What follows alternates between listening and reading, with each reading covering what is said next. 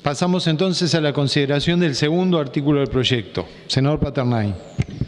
Gracias, señor presidente. Antes de la votación queríamos hacer algunas observaciones, ya que el artículo 2 quedó desglosado, pero que en buena medida también se conecta con la lógica del artículo que acabamos de aprobar.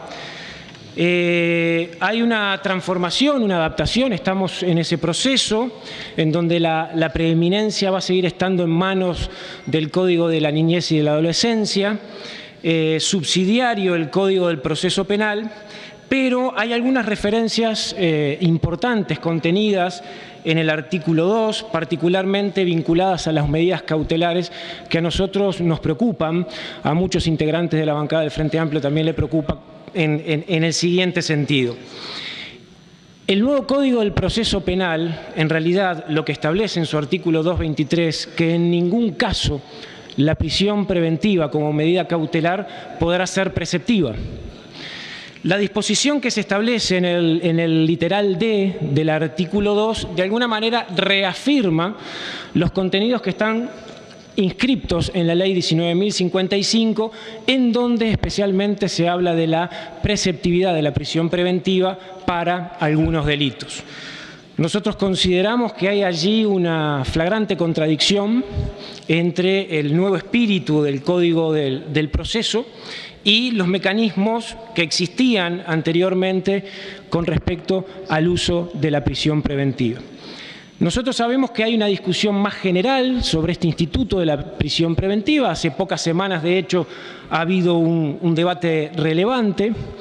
El propio fiscal de Corte se ha expedido con mucha claridad: la aplicación de la prisión preventiva solo será en determinadas circunstancias y fuera de esas circunstancias es un mecanismo claramente inconstitucional. De alguna forma, ese es un criterio que se utiliza en prácticamente todas las filosofías que fundamentan los nuevos códigos del proceso penal. Y para el caso de los procedimientos para adolescentes, esta discusión a nivel internacional también se plantea. Y en ese sentido hay un conjunto de opiniones calificadas, opiniones que resisten o de alguna manera sugieren a los estados que no consagren en sus marcos normativos mecanismos de prisión preventiva para adolescentes.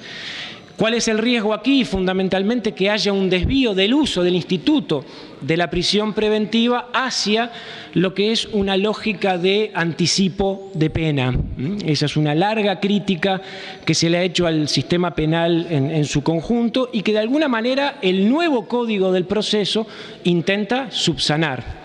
Es decir, estamos perdiendo una oportunidad importante que el espíritu de esta nueva norma, en este nuevo contexto, abarque e incluya también el proceso adolescente.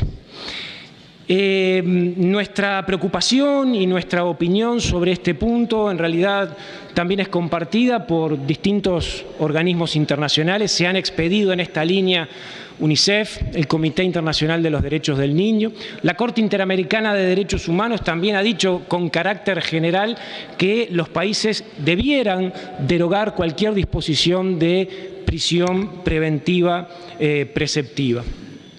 Además, hay razones razones prácticas, razones hasta de política criminal.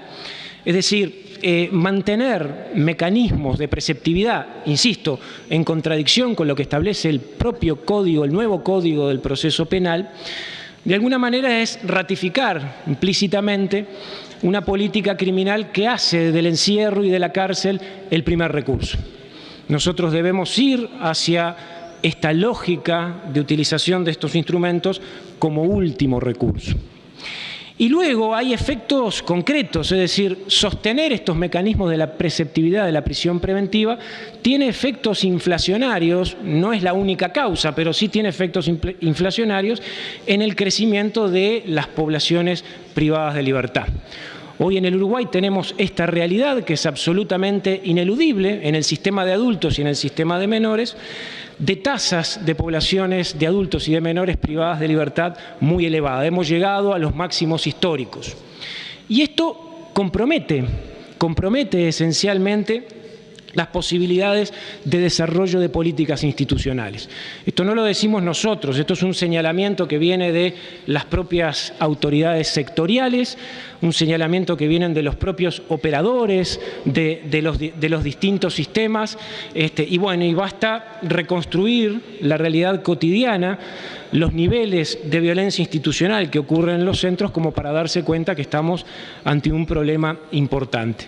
Entonces, sostenemos un mecanismo como el de la preceptividad, lo sostenemos además en contradicción con el espíritu del nuevo Código del Proceso cuando estamos haciendo un esfuerzo deliberado por ensamblar ambos esquemas normativos, y sostenemos un mecanismo institucional que entiendo que además esto requiere una evaluación de cómo ha sido el proceso y los efectos que ha tenido desde el 2013 hasta ahora, pero a título de hipótesis está claro que ha sido una restricción que ha condicionado y ha implicado un aumento de la población adolescente privada de libertad, con todas las consecuencias negativas que eso supone, señalado por muchos actores sociales, políticos, organismos internacionales. Estamos en el centro de ese señalamiento y creemos que en realidad era una muy buena oportunidad en un contexto nuevo, muy distinto al de algunos años atrás,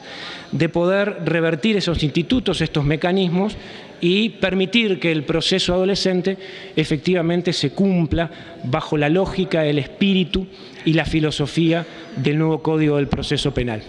Quería hacer este señalamiento ahora porque se había pedido el desglose del artículo 2, que contempla otras cosas, pero para nosotros era importante poner foco allí, y porque también tiene una vinculación directa con esta lógica de equilibrios entre el Código de la Niñez y el nuevo Código del Proceso, que está contemplado en lo que acabamos de votar en el artículo 1. Gracias, señor presidente.